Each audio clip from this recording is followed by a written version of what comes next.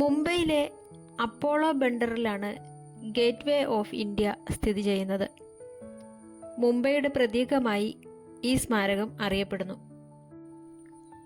1911 British രാജാവായിരുന്ന George അഞ്ചാമനും അദ്ദേഹത്തിൻ്റെ പത്നി മേരി രാജ്ഞിയും ഇന്ത്യ സന്ദർശിച്ചതിൻ്റെ സ്മരണയ്ക്കായാണ് ഗേറ്റ് വേ ഓഫ് ഇന്ത്യ നിർമ്മിച്ചത്.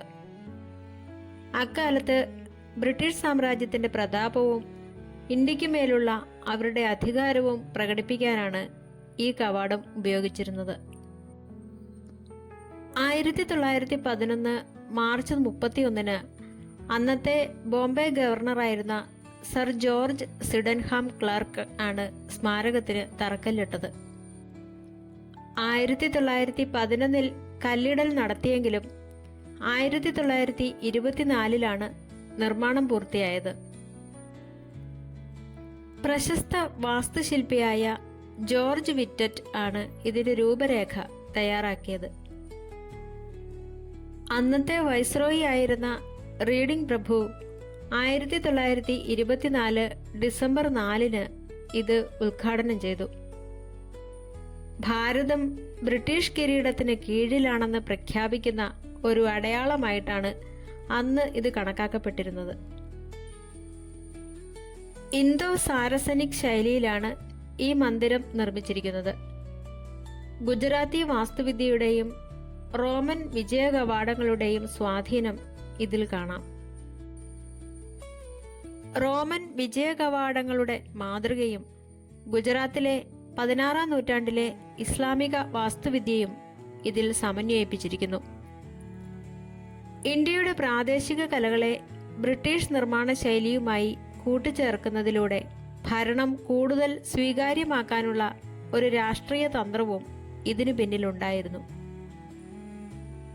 ഇതിൻ്റെ ഉയരം 26 മീറ്റർ, അതായത് ഏകദേശം 85 അടിയാണ്. മഞ്ഞ കലർന്ന ബസാൾട്ട് കല്ലുകളും ഉറപ്പുള്ള കോൺക്രീറ്റും ഉപയോഗിച്ചാണ് ഇത് പണിതിരിക്കുന്നത്. ബ്രിട്ടീഷ് ഭരണകാലത്ത് വിദേശത്തു നിന്ന് കപ്പൽ മാർഗം ഇന്ത്യയിലെത്തുന്ന പ്രമുഖർ ഇന്ത്യയിലേക്ക് പ്രവേശിച്ചിരുന്നത് ഈ കവാടത്തിലൂടെയായിരുന്നു. അതിനാൽ ഇതിനെ പ്രവേശന കവാടം എന്ന് വിളിക്കുന്നു. ഗേറ്റ് വേ ഓഫ് ഇന്ത്യയെ സംബന്ധിച്ച ഏറ്റവും പ്രധാനപ്പെട്ട രാഷ്ട്രീയ സംഭവം 1948 ഇന്ത്യക്ക് സ്വാതന്ത്ര്യം ലഭിച്ച ശേഷം അവസാനത്തെ ബ്രിട്ടീഷ് സൈനിക വിഭാഗമായ first battalion Somerset light infantry India വിട്ടുപോയത് 1948 ഫെബ്രുവരി 28 ഈ കവാടത്തിലൂടെയാണ്.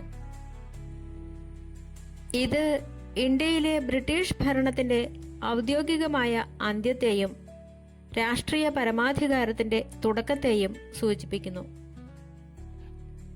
ഇത് ഈ സ്മാരകത്തിൻ്റെ ചരിത്രപരമായ പ്രാധാന്യം വർദ്ധിപ്പിക്കുകയും ഇന്ത്യയുടെ പൂർണ്ണമായ സ്വാതന്ത്ര്യത്തെയും വിദേശാധിപത്യത്തിൻ്റെ അവസാനത്തെയും സൂചിപ്പിക്കുന്നു. ഇന്ന് ഇന്ത്യയിലെ ഏറ്റവും പ്രധാനപ്പെട്ട വിനോദസഞ്ചാര കേന്ദ്രങ്ങളിൽ ഒന്നാണിത്. അറബിക്കടലിന് അഭിമുഖമായി നിൽക്കുന്ന ഈ മനോഹരമായ കവാടം ഇന്ത്യയുടെ ചരിത്രത്തിലെ സുപ്രധാനമായ മാറ്റങ്ങൾക്ക് സാക്ഷ്യം വഹിച്ചിട്ടുണ്ട്. ബ്രിട്ടീഷ് ഭരണകാലം മുതൽ ഇന്നുവരെ ഇന്ത്യൻ രാഷ്ട്രീയത്തിൽ ഈ സ്മാരകത്തിന് വലിയ പ്രതീകാത്മക മൂല്യമുണ്ട്. മഹാരാഷ്ട്ര സംസ്ഥാനത്തിൻ്റെ രൂപീകരണത്തിന് ശേഷം മുംബൈയുടെ രാഷ്ട്രീയ പ്രതാപത്തിൻ്റെ കേന്ദ്രമായി ഇത് മാറി. ഒരു കാലത്ത് വിദേശികൾക്ക് ഇന്ത്യയിലേക്കുള്ള പ്രവേശന കവാടമായിരുന്നെങ്കിൽ ഇന്ന് ഇത് മുംബൈയുടെ സാമ്പത്തിക രാഷ്ട്രീയ കരുത്തിൻ്റെ അടയാളമാണ്.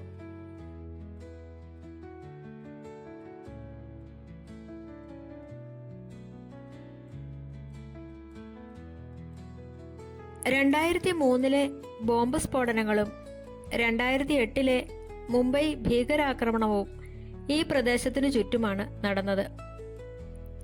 ഈ സംഭവങ്ങൾ ഗേറ്റ് വേ ഓഫ് ഇന്ത്യയെ രാജ്യത്തിൻ്റെ സുരക്ഷാ ചർച്ചകളിലെയും രാഷ്ട്രീയ പ്രതിഷേധങ്ങളിലെയും ഒരു പ്രധാന കേന്ദ്രമാക്കി മാറ്റി. പലപ്പോഴും രാഷ്ട്രീയ പ്രതിഷേധങ്ങൾക്കും ഐക്യദാർഢ്യ സമ്മേളനങ്ങൾക്കും മെഴുകുതിരി പ്രകടനങ്ങൾക്കും ഇവിടം വേദിയാകാറുണ്ട്. ഇന്ത്യയുടെ വിദേശ ബന്ധങ്ങളുടെയും സമുദ്ര വ്യാപാരത്തിൻ്റെയും അടയാളമാണ് ഗേറ്റ്വേ ഓഫ് ഇന്ത്യ. 2008 മുംബൈ ഭീകരാക്രമണത്തിന് ശേഷം ഈ പ്രദേശം രാജ്യത്തിൻ്റെ സുരക്ഷാ രാഷ്ട്രീയത്തിൽ അതീവ പ്രാധാന്യമുള്ള ഇടമായി മാറി. ഗേറ്റ്വേ ഓഫ് ഇന്ത്യ കേവലം ഒരു വിനോദസഞ്ചാര കേന്ദ്രമല്ല, മറിച്ച് ഇന്ത്യയുടെ കൊളോണിയൽ ഭൂതകാലത്തിൻ്റെയും സ്വതന്ത്രമായ വർത്തമാനത്തിൻ്റെയും ഇടയിലുള്ള രാഷ്ട്രീയ കവാടമാണ്. മനോഹരമായ ഈ സ്മാരകത്തെ മുംബൈയുടെ താജ്മഹൽ എന്നും വിളിക്കാറുണ്ട്. അറബിക്കടലിന് അഭിമുഖമായി നിൽക്കുന്ന ഈ പ്രദേശം മുംബൈയിലെ ഏറ്റവും പ്രധാനപ്പെട്ട വിനോദസഞ്ചാര കേന്ദ്രമാണ്. ഇവിടെ നിന്നും എലിഫന്റ ഗുഹകളിലേക്കുള്ള ബോട്ട് സർവീസുകൾ ലഭ്യമാണ്. ബ്രിട്ടീഷ് ഭരണത്തിന്റെ പ്രതാപവും അതേസമയം തന്നെ അവരുടെ പതനവും ഒരുപോലെ ദർശിച്ച ചരിത്ര സ്മാരകം. കടലിന് അഭിമുഖമായി നിൽക്കുന്ന ഈ കവാടം ഇന്ന് മുംബൈ നഗരത്തിന്റെ ഹൃദയമിടിപ്പാണ്. ഗേറ്റ്വേ ഓഫ് ഇന്ത്യയുടെ പരിസരം ആഴ്ചയിൽ എല്ലാ ദിവസവും 24 മണിക്കൂറും സന്ദർശകർക്കായി തുറന്നിരിക്കും. എങ്കിലും പുലർച്ചെയും വൈകുന്നേരവുമാണ് സന്ദർശിക്കാൻ ഏറ്റവും അനുയോജ്യം. ഇതിനായി പ്രത്യേകം പ്രവേശന ഫീസ് ഇല്ല. ഒരു പ്രശസ്ത വിനോദസഞ്ചാര കേന്ദ്രമായതിനാൽ വൈകുന്നേരങ്ങളിലും അവധി ദിവസങ്ങളിലും ഇവിടെ വലിയ തിരക്ക് അനുഭവപ്പെടാറുണ്ട്. സ്മാരകത്തിന്റെ ഉൾഭാഗത്തേക്ക് നിലവിൽ പ്രവേശനം അനുവദനീയമല്ല. കനത്ത സുരക്ഷാ പരിശോധനകൾ ഇവിടെയുണ്ട്. വൈകുന്നേരങ്ങളിൽ സ്മാരകം ദീപങ്ങളാൽ അലങ്കരിക്കാറുണ്ട്. അറബിക്കടലിന്റെ തീരത്ത് സൂര്യാസ്തമയം കാണാനും ഫോട്ടോഗ്രാഫിനും ഏറ്റവും അനുയോജ്യമായ സമയമാണിത്. ചുരുക്കത്തിൽ, ഒരു കവാടം എന്നതിലുപരി ബ്രിട്ടീഷ് കോളനി വാഴ്ചയുടെ തുടക്കത്തിൻ്റെയും ഭാരതത്തിൻ്റെ സ്വാതന്ത്ര്യ പ്രഖ്യാപനത്തിൻ്റെയും നിശബ്ദ സാക്ഷിയാണ് ഗേറ്റ്വേ ഓഫ് ഇന്ത്യ.